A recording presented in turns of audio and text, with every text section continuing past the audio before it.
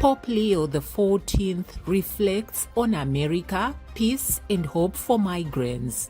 Government sets June 2027 target for completion of Salima Lilongwe water supply project. Government pledges to strengthen cyber investigations in a bid to combat human trafficking. In news from the Great Lakes region, World Food Programme warns of worsening food insecurity in eastern Congo amid Ebola outbreak.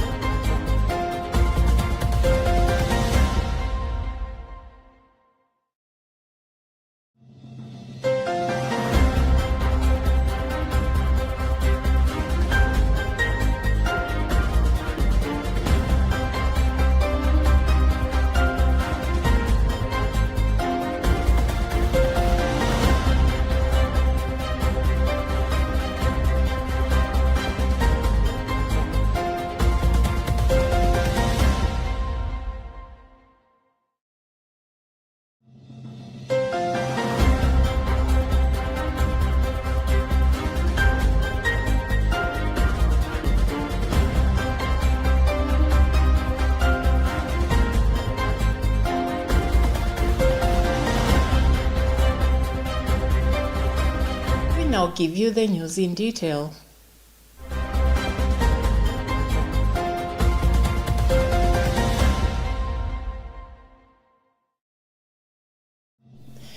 Pope Leo XIV has reaffirmed his affection for the United States while emphasizing that his foremost responsibility is to save the Universal Catholic Church. Speaking in an interview with American broadcaster NBC after a prayer for peace event in Castel Gandolfo, the Pope said he sees himself as the Pope who happens to be American rather than simply being the first American Pope.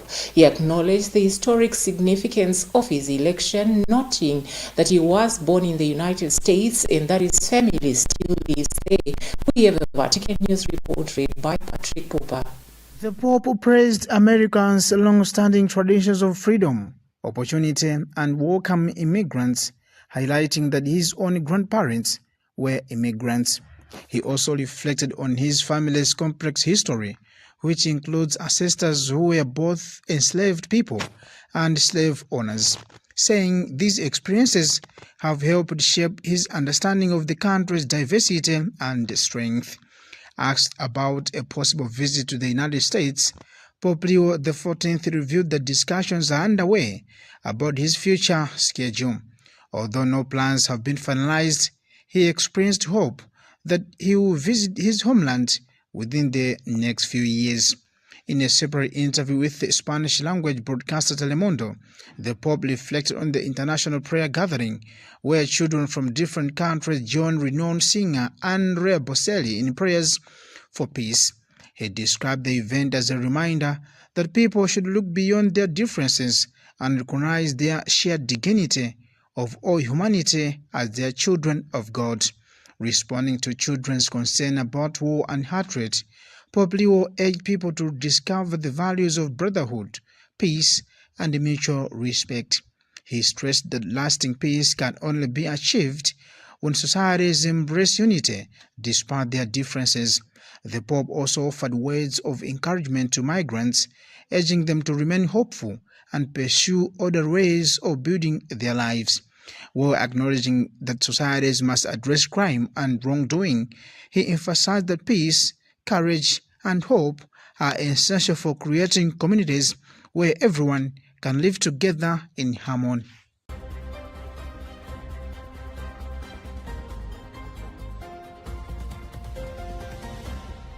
And in local church news, Monsignor Patrick Tawale has challenged young people in the Archdiocese of Lilongwe to shun immoral behavior and embrace a Christ-centered life marked by faith, discipline, and good values. He made the call during the closing mass of a 3-day Archdiocesan youth rally held at Chama Secondary School in Kasungu. Emmanuel Chiwalcha has filed a report read by Tandiwa Mzumara. In his homily, Monsignor Tawale encouraged the youth to live an exemplary life that is pleasing to God, reminding them that they are the future leaders of both the church and society. He urged them to remain rooted in Christ and become positive role models in their communities. He further warned against destructive behaviors such as alcohol abuse, smoking, violence, and sexual immorality, stressing that such practices hinder spiritual growth. Instead, he encouraged the young people to nurture their relationship with God and inspire others to follow Christ. My main message to the youth as they conclude their rally is that they are our future leaders. But they will not be leaders in future overnight. They should start here and now. And to be a good leader, you should put Christ in front of you. And this is the Christ we adore in the Eucharist. That's why we want to encourage them to keep on praying and adoring Jesus present in the Eucharist. They should start with themselves before they go to the other people, because you cannot give what you do not have. Meanwhile, Chairperson of the Archdiocesan Youth, Crispin Limbe, has urged participants to put into practice the knowledge and spiritual lessons they acquired during the rally, saying true success lies in living out the values they have learned. Our key takeaways, most I would say, for all the youth that were involved and for all other the youth that were following us, maybe live on Radio Arinafe, I believe the key takeaways are what we've actually learned in those in the key sessions that we had, and also through the preachings that we had, started from the opening mass, the other mass that we had, and also this closing mass. There have been a few things that have been said, and mostly for us the youth is about how best we can implement. They have talked about how we can take care of ourselves mentally, and they've also spoke to us on how we can be able to financially support ourselves. So mostly it's about the implementations of what we've learned and how as the youth we can change the world. The 3-day Archdiocesan Youth Rally, held under the theme Rooted in Christ, on Fire for Mission, attracted about 300 young people from different parishes across the Archdiocese of Lilongwe.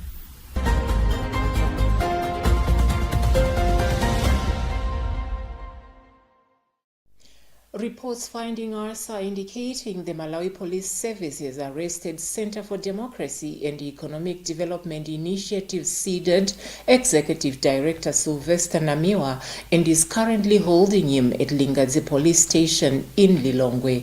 Namiwa was arrested after earlier responding to a police summons at the National Police Headquarters in Area 30 Lilongwe. Information we are yet to independently verify indicates that Namiwa has been arrested on allegations of publishing false news and conduct likely to cause a breach of peace.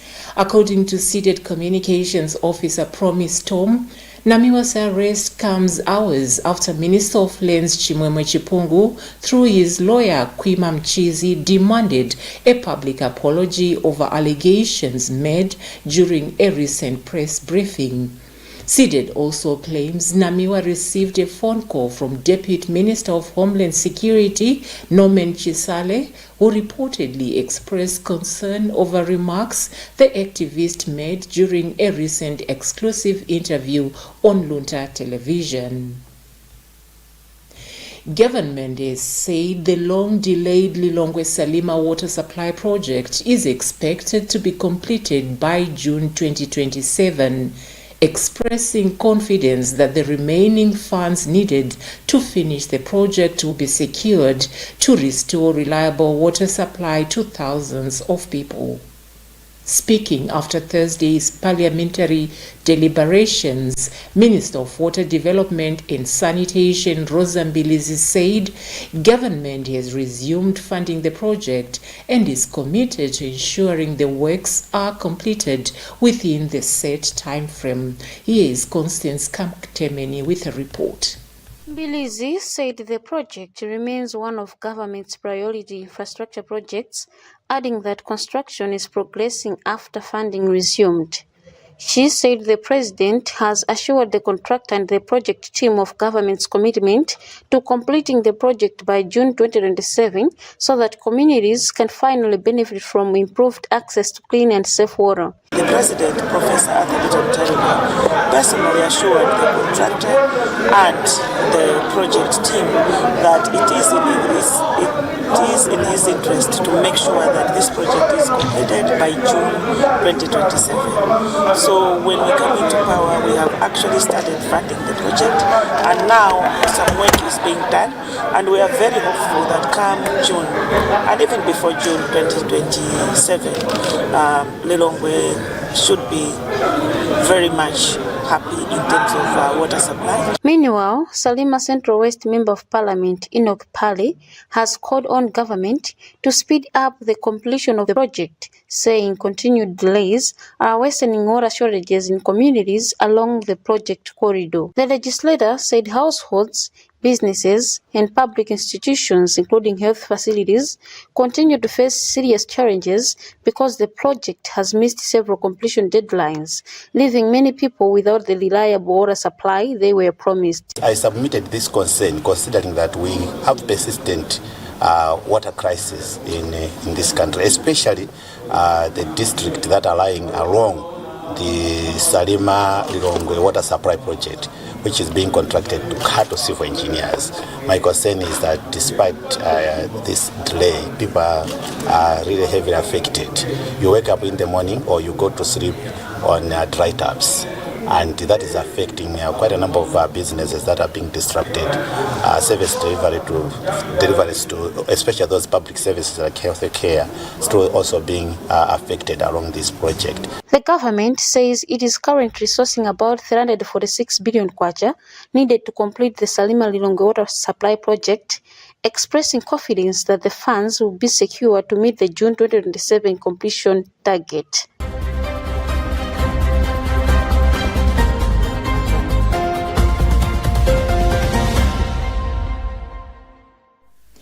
Minister of Homeland Security Peter Mkito says Malawi is strengthening cyber investigations, digital awareness and intelligence sharing as human traffickers increasingly use mobile phones, social media and fraudulent recruitment schemes to target victims. Speaking during this year's commemoration of the World Day Against Trafficking in Persons, Mkito noted traffickers exploit technology to manipulate trust and lure people through fake employment offers, investment opportunities, and other online scams. Phyllis Chizombe has filed this report.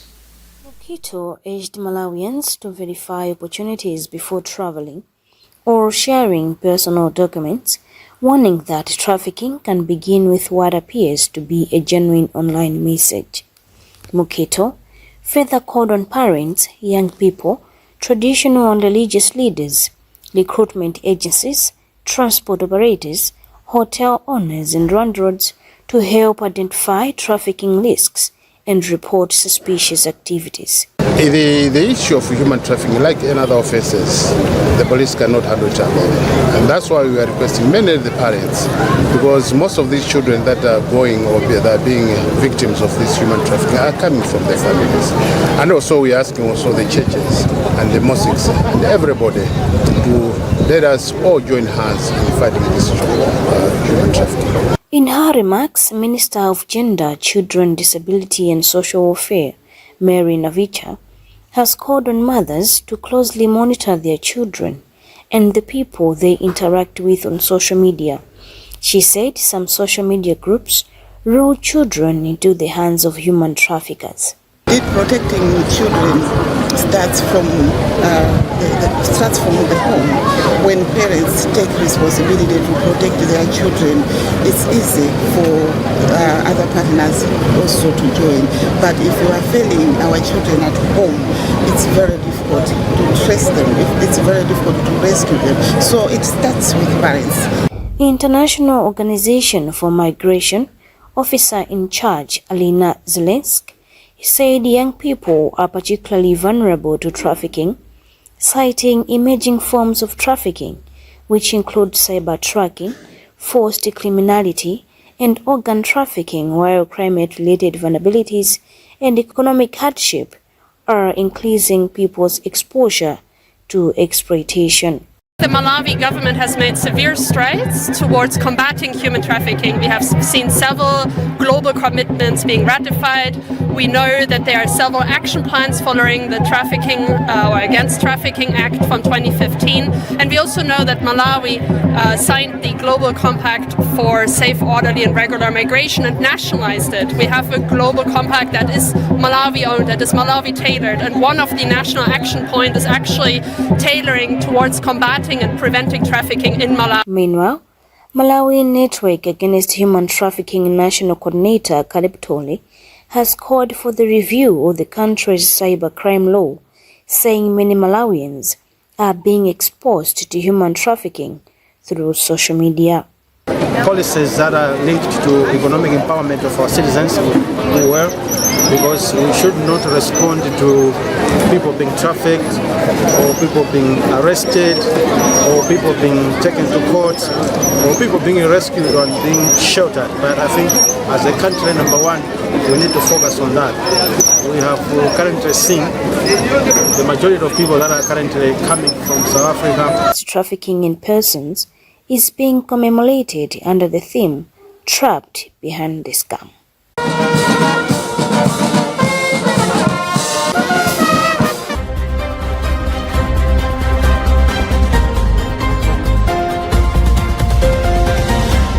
You're watching news live on Luntha Television. We'll be back after this short break.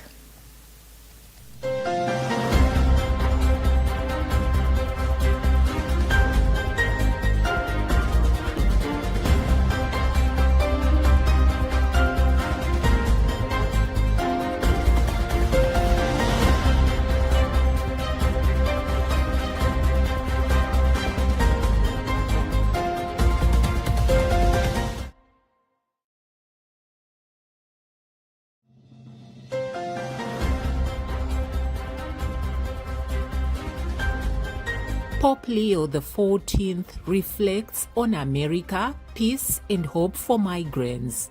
Government sets June 2027 target for completion of Salima Lilongwe water supply project. Government pledges to strengthen cyber investigations in a bid to combat human trafficking. In news from the Great Lakes region, World Food Programme warns of worsening food insecurity in eastern Congo amid Ebola outbreak.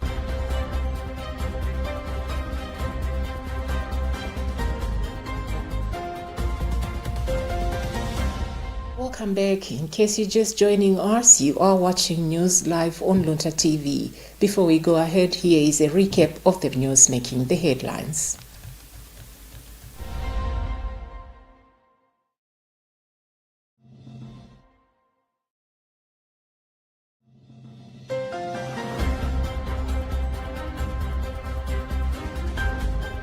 Pope Leo XIV reflects on America, peace and hope for migrants. Government sets June 2027 target for completion of Salima Lilongwe water supply project. Government pledges to strengthen cyber investigations in a bid to combat human trafficking.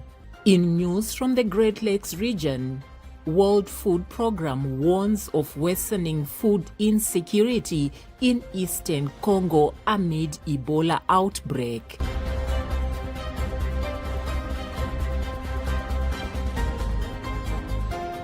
Moving on, Lilongwe Water Board, LWB, says the ongoing construction of Water Treatment Plant 3 will significantly improve water supply in Lilongwe City once completed later this year. Lilongwe Water Board Chairperson, Prophet Dr. David Mbewe, made the remarks during a media tour organized by the board to provide journalists with first-hand information on the realities surrounding the water supply situation in Lilongwe. More details in this report filed by our Charik Chilanga. Mbewe said the Water Treatment Plant 3 project is now about 80% complete and is expected to increase water production capacity by 50 million litres per day, helping to meet the growing demand for water in the city. He also assured residents that the board is prepared for the anticipated El Nino conditions, saying Kamuzu Dam 1 currently has sufficient water reserves to sustain supply throughout the dry season for up to 8 months. Mbewe also said the board is working with community leaders to curb illegal sand mining along rivers, describing the practice as one of the threats to water resources and expressing confidence that ongoing engagements will help bring it to an end. The chiefs and the leaders of the community leaders so to see the map way forward, because they know each individual who is involved on this practice. So we are going to involve them, and we are still involving them, and sooner later we are going to end this problem. You've been engaging them. Any progress? Yes, we have a very big progress. As you have seen there, we do the tree plantation, and we have got some clubs around with the women and young ones. So we are progressing as well. Lilongwe Water Board Chief Executive Officer Engineer Dan Jaweza said the board identified a daily water supply deficit of between 40 and 43 million litres, prompting the construction of Water Treatment Plant 3 and the expansion of Kamuzu Dam 1, adding that while some customers continue to experience water shortages, particularly in areas at the far end of distribution network, the challenges are expected to end once the new treatment plant is commissioned between November and December this year, with task teams and water bowsers currently being deployed to assist affected communities in the interim. Yeah, as a short-term intervention, we have our task team that is working around the areas to identify those areas that really don't have water supply at least more than 24 hours. So what we are doing once we identify those pockets, immediately we deploy water bowsers to try to provide water to customers, but at the same time, the team also works on the rationing program to make sure that we can divert water from other areas to those areas that are still dry. Sub-Tradition Authority Kachula said traditional leaders have been urging communities to stop illegal sand mining because it affects the flow of water to Lilongwe Water Board's treatment facilities. He appealed for stronger collaboration with the board through community policing to help eliminate the practice. The Water Treatment Plant 3 project is expected to be completed between November and December this year and forms part of Lilongwe Water Board's efforts to improve water supply and meet increasing demand in the city.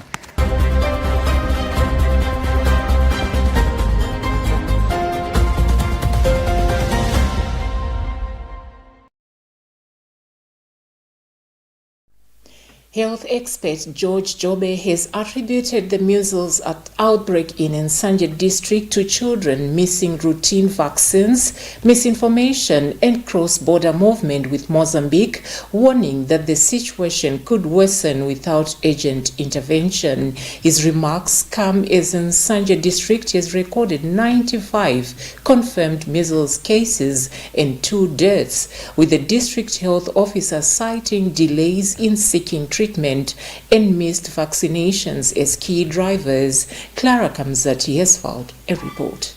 Jobe has said the main implication of the outbreak is that affected children missed routine vaccines that are available at the HEFI facilities.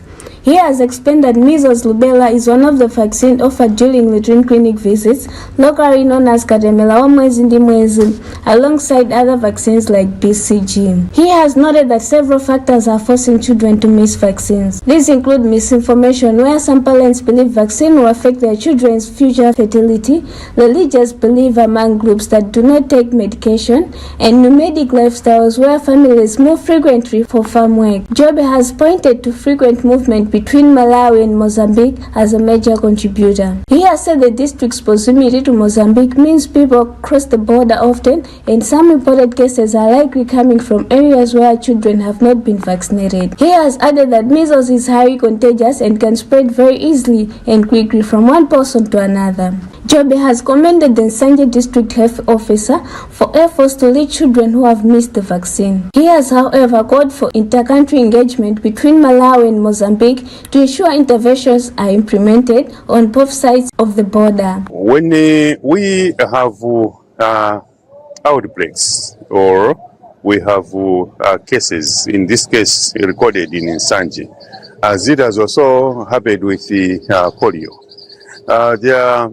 The main implication is that such children missed the vaccine or they defaulted. For some vaccines like polio, one is supposed to be vaccinated 4 times. So it means either they just got one, they missed some vaccines, or totally missing the vaccines. So this is our suspicion in Nsanje, that such children are missing the vaccines. And the measles rubella vaccine is available, as we have said. According to the District Health Office, delays in seeking treatment and missed vaccinations remain key drivers of the outbreak in Nsanje. For Luntha Television News in Lilongwe, this is Clara Kamzat.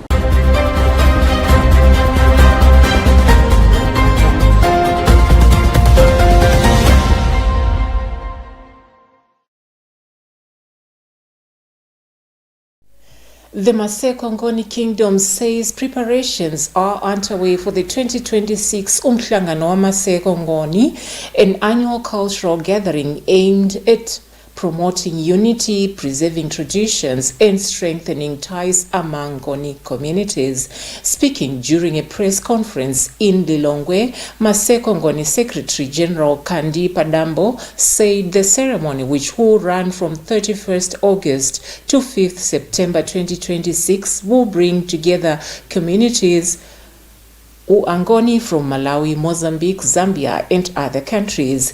Padambo say the gathering, held under the name Ubunye Unamandla, Unit is Strength, seeks to promote cultural preservation, strengthen relationships among Maseko-Ngonis, and encourage peaceful coexistence with other ethnic groups in Malawi. He said they have set the budget for this year's ceremony at 180 million kwacha, with funding expected from Maseko-Ngoni's corporate partners in fundraising activities.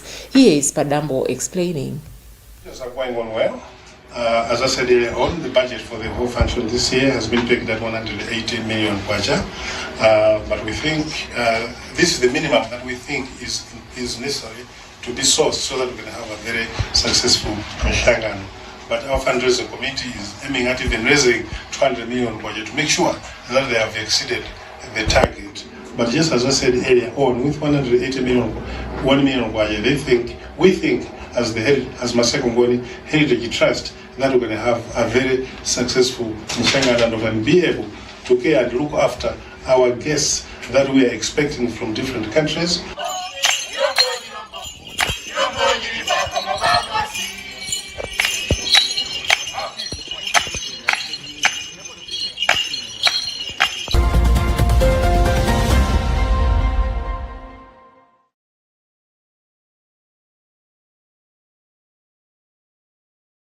In news from the regional arena, the United Nations World Food Programme WFP has warned that the Ebola outbreak in Eastern Democratic Republic of Congo is worsening hunger in a country already facing one of the world's most severe humanitarian crises. During a visit to Ituri province, WFP Acting Executive Director Kaus Kau described the situation as a crisis on top of a crisis, saying millions of people were already experiencing severe food shortages before the Ebola outbreak. We have an African News report read by Patrick Pupa. Kau said about 5 million people are facing emergency levels of food insecurity, while others are experiencing catastrophic hunger. He noted that the Ebola outbreak has disrupted markets and supply routes, making it even harder for communities to access food. According to WFP, the long-running conflict in eastern Congo has pushed nearly 10 million people into crisis or emergency levels of hunger. Ituri province, the center of Ebola outbreak, is among the hardest hit areas with around 1.9 million people affected. The agency added that more than 2.7 million people across the 48 Ebola-affected health zones are suffering from acute food insecurity, including over 628,000 facing emergency conditions. To support the response, the WFP has distributed more than 160,000 hot meals to Ebola patients, their contacts, and frontline health workers at 17 treatment and isolation centers. Sikau stressed that providing food assistance is essential, warning that people struggling to find their next meal are less likely to follow health guidelines aimed at controlling the spread of Ebola. The current Ebola outbreak declared on May 15 has become the fastest growing in history, with 3,360 confirmed cases and 1,487 deaths. Health officials say the virus continues to spread faster than response efforts can keep pace.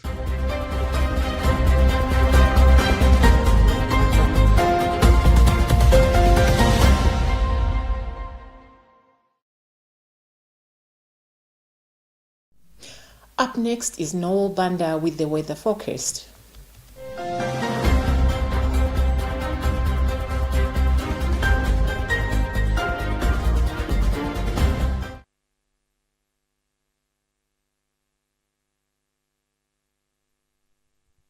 Hello, and it's time for the weather forecast. It was very cold earlier this morning where Luntha indicated a recorded minimum temperature of 6 degrees. That's being very cold. Very cold weather conditions were also recorded over Chiteze, Mwazisi, Kamzwashina Airport in Longwe, Zuzu Airport, and Fumbwe was at 9.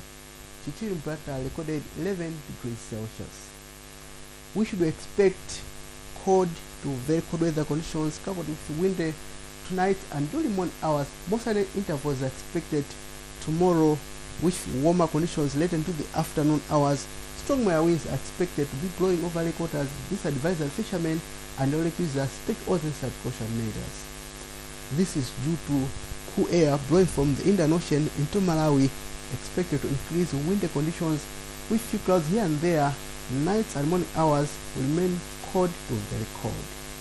Tonight we should expect these cold, very cold weather conditions with clear skies across the country. We'll wake up to more temperatures of around 9 degrees as the minimum temperature. Otherwise, sunny skies will persist over northern and lakeshore areas. Saturday, it will be windy again over most areas, with strong weather winds to be blowing over lake waters. Therefore, fishermen and all lake users be advised to take all necessary precaution measures, with few isolated showers over some parts of southern and central areas. Well, that's it for tonight. Keep warm and have a good night. The weather forecast marks the end of this bulletin, and as we come to the close of this week, may today's gospel inspire us to choose what is good, live with wisdom and compassion, and become instruments of God's peace in our homes, our communities, and our nation. Thank you for watching. I'm Kathy Matura. Goodbye, and may God bless you.